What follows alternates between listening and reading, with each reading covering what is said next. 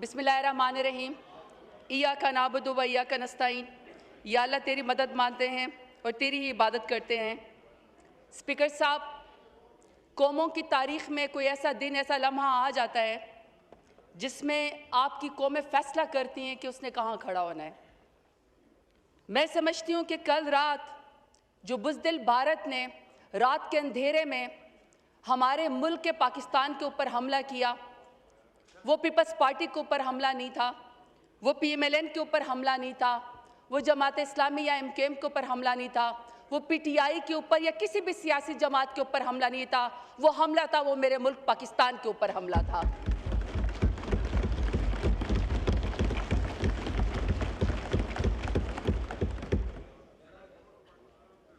और मेरा मुल्क सलामत रहे, मेरे मुल्क का सब्ज़ हिलाली परचम ऊंचा रहे। मेरा मुल्क सलामत रहे तो सियासत भी होगी, आपस में लड़ाइयाँ भी होगी, किसी बात पे इत्तफाक भी होगा। अगर यहाँ पे शहबाज शरीफ साहब सुन के जाते, क्योंकि उनको कहीं जाना था, तो मैं उनको ये जवाब देती कि 3 साल से जो पाकिस्तान तहरीक इंसाफ के साथ हो रहा है, आज पाकिस्तान तहरीक इंसाफ दिल बड़ा करके सिर्फ पाकिस्तान की खातिर यहाँ पे आज आई हुई है, क्योंकि यह मुल्क हमारा है।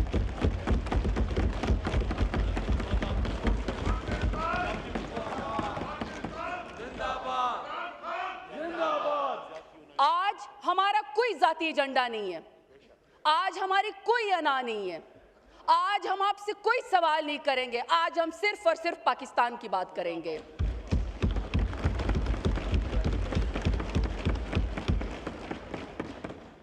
बुज़दिल भारत की ये फितरत है कि जो कुछ भी वहां पे होता है, जो कुछ भी उसका फेलियर होता है, वो उसका इल्ज़ाम पाकिस्तान के ऊपर लगाता है और इसको आदत है कि ये रात के अंधेरे में हमला करता है। हमारी मसाजिद के ऊपर, हमारी मदारिस के ऊपर, हमारी सिविलियंस के ऊपर, बेगुनाह शहरियों के ऊपर और हमारे वाटर रिसोर्सेज के ऊपर जो उसने हमला किया, ये दुनिया को हमें बताना पड़ेगा। और स्पीकर साहब, जवाबी कार्रवाई का पाकिस्तान हक रखता है और जो कल एयर डिफेंस में एयर स्ट्राइक पाकिस्तान की तरफ से हुई, हम उसको शाबाशी भी देते हैं और उसके ऊपर हम फख्र भी करते हैं।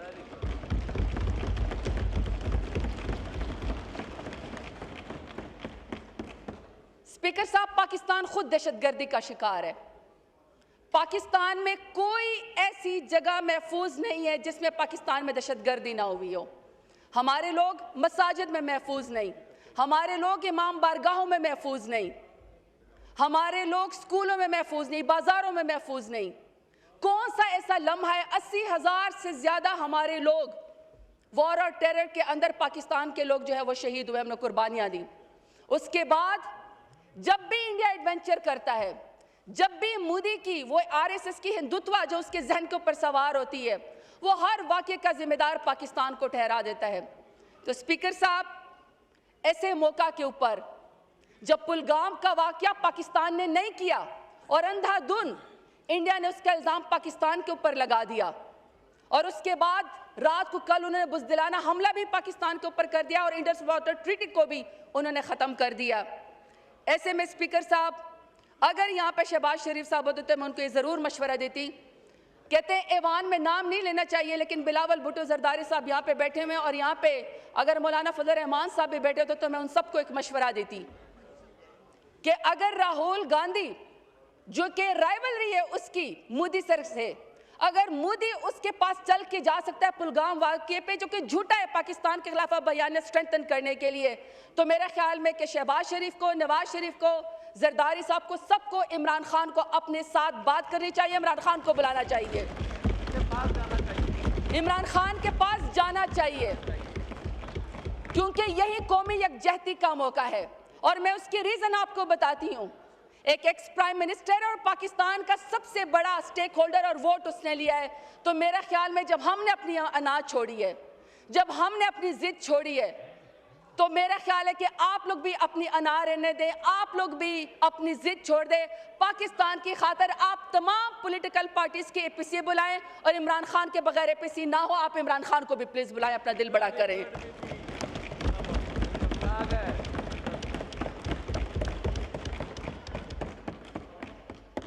दूसरा,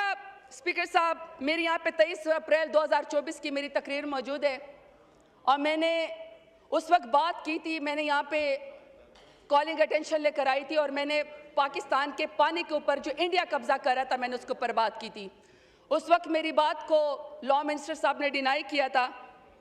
लेकिन चूंकि अब इंडिया पाकिस्तान के खिलाफ टेररिज्म कर चुका है, मेरे स्पीकर साहब ख्वाहिश ये है कि बजाय इसके कि हम यहाँ पे बहुत सारी जज्बाती तकरीरें करें, उससे बेहतर है कि कोई लाए अमल दे। और मेरी ख्वाहिश ये भी थी कि वज़ीर आज़म साहब यहाँ पे क्लियर एंड कट मैसेज देते, हमें बताते कि आगे का अगला हमारा लाए अमल क्या है। मैं समझती हूँ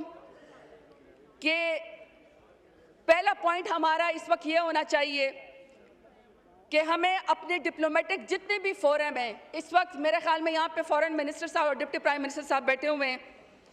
हमें वर्ल्ड बैंक को इन्वॉल्व करना चाहिए, क्योंकि इंडस वाटर ट्रीटी का जो है वो जो उस वक्त ये पास हुआ था उसकी जो गारंटी थी वो वर्ल्ड बैंक ने दी है। हमें वर्ल्ड बैंक से जाके बात करनी चाहिए कि आपने ये इंश्योरिटी कराई थी या आपने ये गारंटी दी थी, पाकिस्तान ने अपने हिस्से का पास रखा लेकिन इंडिया ने उसको तोड़ा, तो हमें जो है इसको उसको वो करना चाहिए, अपने साथ इन्वॉल्व। दूसरा, हमें यूएन को ICJ में जाना चाहिए और हमें स्पीकर साहब इंडियन इमिग्रेशन पे बात करनी चाहिए। इस वक्त मेरा ख्याल है कि जितना भी हमारा फॉरेन ऑफिस है, उनके डेलीगेट्स और जितने भी पाकिस्तान में किसी भी तमाम मुल्कों के जो डिप्लोमेट्स इस वक्त पाकिस्तान में काम कर रहे हैं, उन सब के पास हमारे फॉरेन मिनिस्टर से डेलीगेशन जाएं, वहां जाके बात करें और मुद्दे के करतूत और बात के करतूत बताएं। इंडस ट्रीटी सेल जो है हमें परमानेंटली एक इंस्टीट्यूशनल बॉडी क्रिएट करनी चाहिए। वो सेल जो है वो इंडस वाटर ट्रीटी की मॉनिटरिंग करे मुसलसल, और सर हमें बताए कि इस वक्त जो इंडिया की एग्रेशन है या जो हमारे इंडस वाटर ट्रीटी जो दुनिया में या वर्ल्ड बैंक से या ICJ में जाके जो हमारा मुकदमा लड़ रहा है, तो वो इंस्टीट्यूशनल बॉडी हमें बनानी चाहिए। सर मेरा अगला पॉइंट ये है कि हमारे दौरे में हुकूमत में नेशनल वाटर पॉलिसी आई थी, हमें उसकी इम्प्लीमेंटेशन को इंश्योर करना चाहिए सूबों के साथ,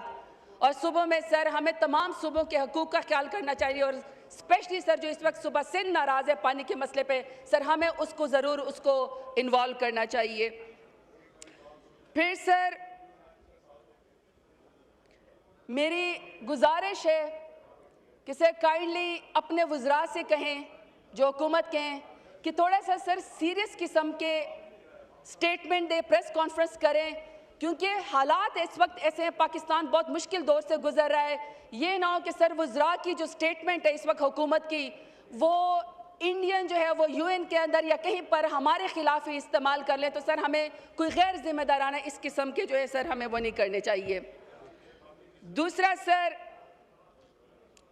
हम बिल्कुल सर अपनी तमाम आर्म फोर्सेस के साथ खड़े हैं, और सर जिस तरह कल हमारे एयर डिफेंस ने जिस तरीके से हमारी डिफेंस को सर अश्योर कराया, हमें उसके ऊपर फ़ख्र है कि लेकिन सर ये पहला दिन है सर, ये जो जंग होती है ये बड़ी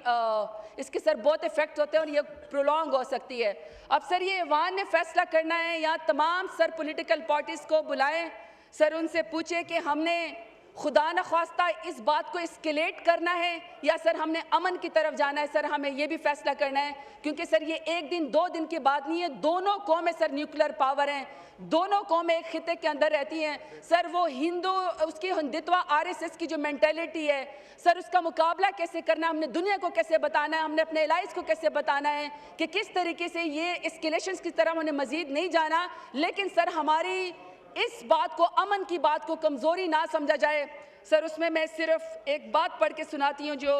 मेरे लीडर इमरान खान ने यूनाइटेड नेशंस में बात की थी। मेरी सर ख्वाहिश है कि इसी तरीके से हमारे प्राइम मिनिस्टर साहब भी आके में क्लियर बात करते हैं। सर खान साहब ने कहा था, आइदर यू सरेंडर और you fight for your freedom till death, and my belief is ला इलाहा इल्लल्लाह, there is no god but one and we will fight.